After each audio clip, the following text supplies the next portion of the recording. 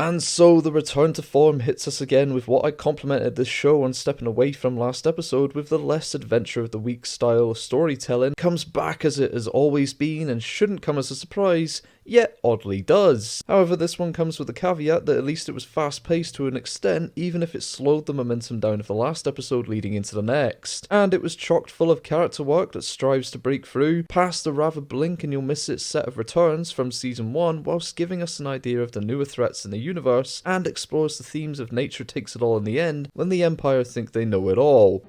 Your new empire? Now this little escapade begins with the return of Roland Durand and his mother Issa Durand making her debut, who are seen executing their captain of security who's grown tired of Issa's ways. Go fuck yourself. And following this, we see a rather dishevelled Hunter and Wrecker dragging the same pike that severed Roland's horn from his head back in season 1 as payment for information regarding Hemlock's research outposts, where after collecting the intel they quickly make their way over to an unknown location where they discover a pair of clone cadets who were left stranded when an experiment of the Empire escaped known as the Slither vines took over the Imperial base and ousted everyone off-world. Oh, how unfortunate. Where sadly the clones under Imperial rule at the time were following orders and were instructed to clear out regardless of who was left behind. Harder laughter! And after asking for assistance, the two cadets named Deke and Stack take the Batchers back to Mox, the oldest of the three brothers, who agrees to let Deke go with Hunter and Wrecker to retrieve what information they can on Hemlock and his works from an internal console in the base. However, when the trio venture out with Gonki to investigate, the Vines begin to attack and unleash all manner of chaos upon them, which causes things to break down. But they manage to get the information and escape the remnants of the base with the help of Mox and Stack, commandeering the Marauder and initially contemplating escaping themselves. Not today. But not before witnessing the Slithervine creature in its entirety that only manages to be knocked out after dropping a whole case of explosives down its throat, and as the group leaves the planet, Hunter confirms that they've got an idea of where Omega could be and promises to drop the cadets off on Pabu. Marge, I'm confused. Is this a happy ending or a sad ending? It's an ending, that's enough.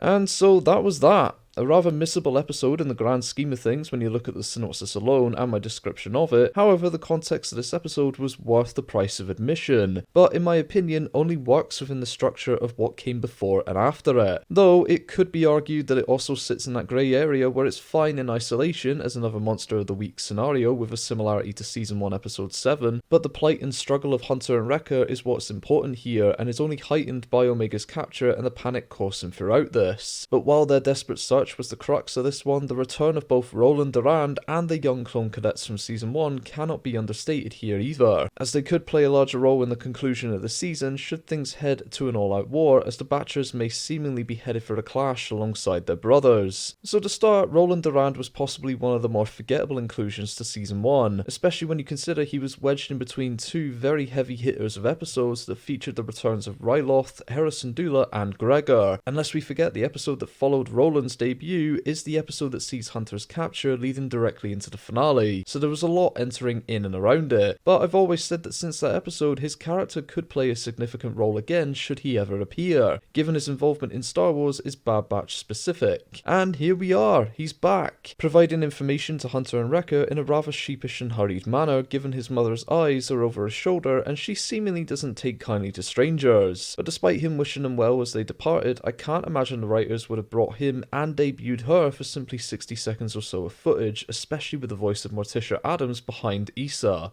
I see your point. My running theory from this though is that his return here could signify the connection to the underworld that the Batchers might need, and could hold the potential to return Fennec Shand and Cad Bane to us for whatever their parts may be later in the season. But, you know, it's just a theory. As we saw, both of them are back in the trailer, but there's currently no bounty out for the group, and they'll likely need the numbers to do what they need in the later part of the season. So being aware of how resourceful both Bane and Fennec are as individuals, the Batchers could probably call upon them with a risky gesture of some kind, with Bane becoming the wildcard and Fennec having the connection to Omega previously as both her captor and savior, likely would just want to help out for the sake of it. I don't work for free. But this could all be done with Roland especially in place of Sid, who was previously that link for the group before, and he could become a hub for these connections going forward, and if the stakes were high enough, maybe could be recruited alongside the Deveronians too to help the clones with their cause. And it might be another minor role, but there's every chance that where he was dishonored before, the Batchers could approach him personally again and make a plea for help with the clone uprising from a place of honor, where the Empire has stripped the clones of theirs, and Roland's efforts could be used in the form of access to weaponry, ships, or even manpower, but I have to believe that we'll see him again soon. But as for his mother, she had a rather elegant design for a female Deveronian that looked younger than I expected, but carried the air of wisdom and cruelty that Roland mentioned back in Season 1. She's intimidating, ruthless, and uncompromising, and clearly not the type of woman that you want to come across, given she executes her captain in the opening segment of this episode for the sake of dissension. You know why? Because you, that's why. But it's a testament to the writing in this moment, as it conveys two things about Hunter and Wrecker right now. Firstly, they don't give two shits about who they need to go for information anymore, but secondly, it tells us how much research they actually do to understand that they wouldn't get an audience with Issa and Roland unless they had something substantial enough to offer, like the very pike that took Roland's honour to begin with. Adding credence to my previous statement that the boys are done with being cautious when it comes to collecting information to find Omega. However, they are doing things more discreetly here, as there's no mention of them in episode 1 from the Empire, and they're clearly reverting to their soldier-like mentality and doing things covertly but effectively. Defective and effective. Like clearing a grievance with the Durands on the hope that they can find Omega again. It's scenes like this that do wonders to demonstrate how effective subtext can be, because as we saw before, Hunter wanted to stick with Sid for a while and give Omega a sense of familiarity in an ever-changing galaxy now, and it's this short-sightedness that Echo was worried about to begin with. We've seen what the Empire's doing throughout the galaxy. We should be doing more. Where if things became too comfortable with Sid and they became too reliant on her and it all fell apart, they wouldn't even have themselves to fall back on or anywhere else to look to in an hour of need. And incredibly, we're seeing the results of Echo's concerns play out here as Hunter and Wrecker are frantic and scrambling. Unless we forget, the duo are down 4 members with the loss of Crosshair, then Echo, Tech, and finally Omega. Hunter and Wrecker are at their wits' end now, having lost any sense of understanding about themselves, about their military, their leaders are dead, their only home was destroyed, and their brothers are now back to being in a lab. It's all become too much for them, with little expressions shown throughout this that the pair are doing what they can to hold it together, but is currently only getting them so far. There's something on your face. It was pain! And it's heartbreaking to see for what was such a tightly knit, efficient group before, that had all their own strengths, but now Hunter and Wrecker are forced to rely upon others to get as far as they are. But moving over to the other surprise appearances for this episode was the return of a couple of clone cadets previously seen in Season 1's finale, who were at the time being transferred off Camino under the impression that they were being set to become soldiers still. However, we now know where they wound up. On a desolate swamp-based planet infested with living vines and shrubbery ready to make a meal out of anything that breathes, which draws a lot of questions about what became of the other cadets, but let's just leave that one in the marshes, eh? Ugh, you're the worst. But in amongst this return itself, it was nice to see a return from the voice of Daniel Logan here too, lending his voice to Mox, having previously portrayed the young Boba Fett in Attack of the Clones and the Clone Wars, while the work of Stack and Deke went to Julian Dennison, best known for his role as Fire Fist in Deadpool 2. So it's Russell, right? Fire Fist.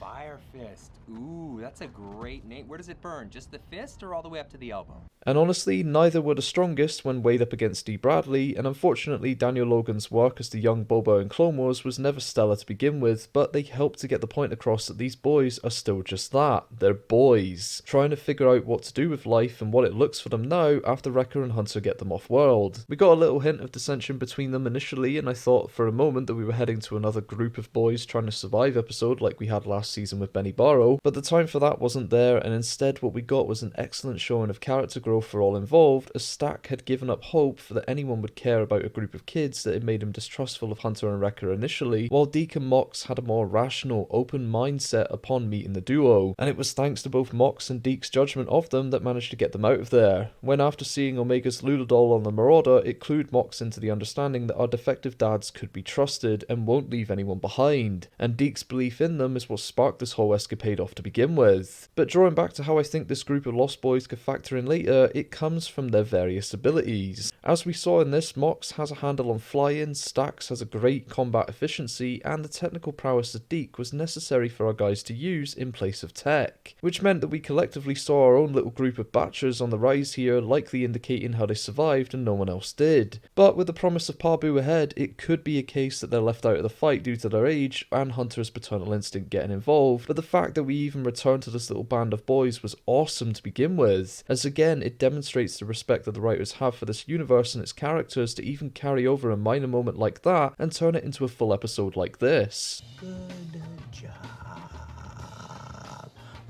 job. Moving back for a second though, the work done with Hunter and Wrecker was, as I mentioned, the core of this installment, as we were able to see the effects of time on both of them as documented by Omega last episode, which by the end is set at about 5 months from the conclusion of Season 2. Holy shit. And you can see here that things have not been kind to them. They are looking more visibly worn, their armour is heavily weathered and dinged, Hunter's more succinct and imposing in his mannerisms, the duo are visibly tired, and there's no upkeep done on the Marauder, and the atmosphere around the pair of them feels dreary and morbid compared to last season. And I think it's a case here of witnessing the hope visibly drained from their eyes. And I mentioned earlier that the pair were struggling now, having lost every semblance of understanding to what is going on around them anymore, and it's reflected through their body language when the helmets are on, but credit to the animators, they worked with Dee Bradley's line delivery extremely well to emote Hunter's expressions more intensely than before, which is a subtle shift from him in previous seasons, where his expressions would be more slighter compared to now, but they're more defined and present, and he's been made to look more played with regret and torment. He's doing what he can to maintain his composure, but that line is growing thinner. However, as much as I enjoyed Hunter's nuance and development in this, possibly my favourite piece of character work here is what we got with the lovable lummox Wrecker, who had a minor role this time round, as he was simply a carrier for Gonki in the end, but went on to have one of the best moments of growth that I think could go undiscovered if I don't point it out. And it's where Hunter has become so desperate to head to the next location in pursuit of the young lass, he isn't considering the possible risks associated with going after an Imperial base anymore with just him and Wrecker at the helm. So that's it? What, we some kind of suicide squad?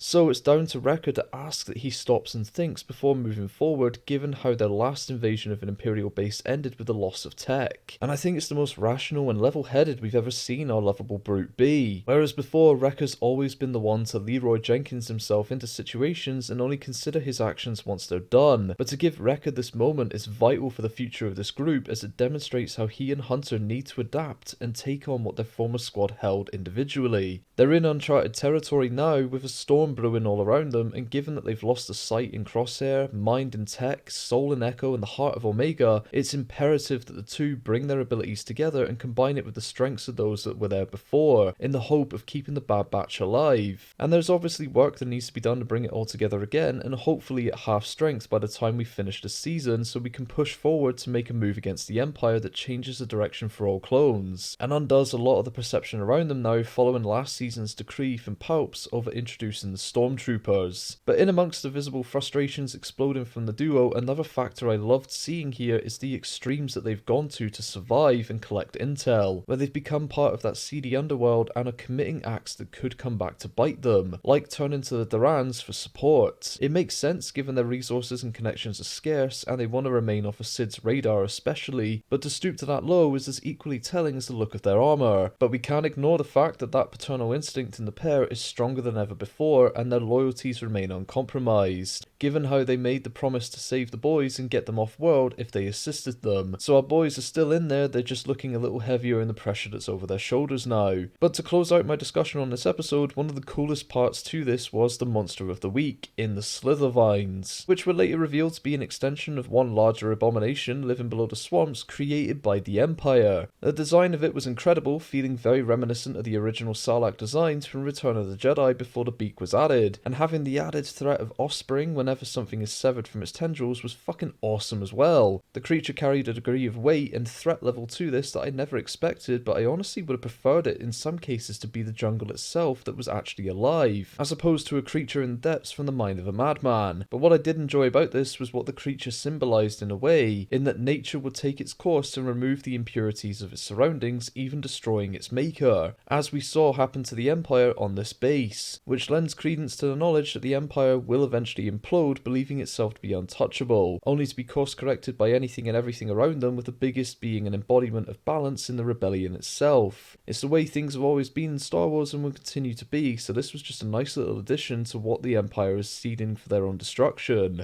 Perfectly balanced, as all things should be.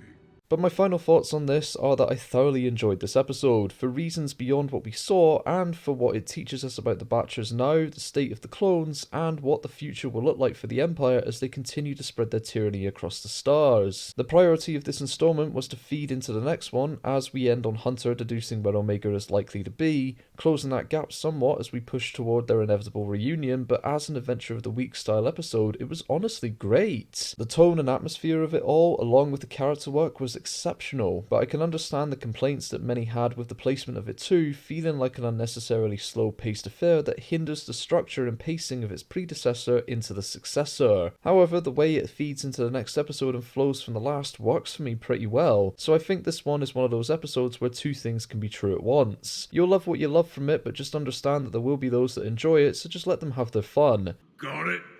But anyway though, that's all I've got for this one. Thank you so much for stopping by. If you enjoyed this, hit the thumbs up and subscribe for more like it down the road, and until next time everyone, take care, and may the Force be with you.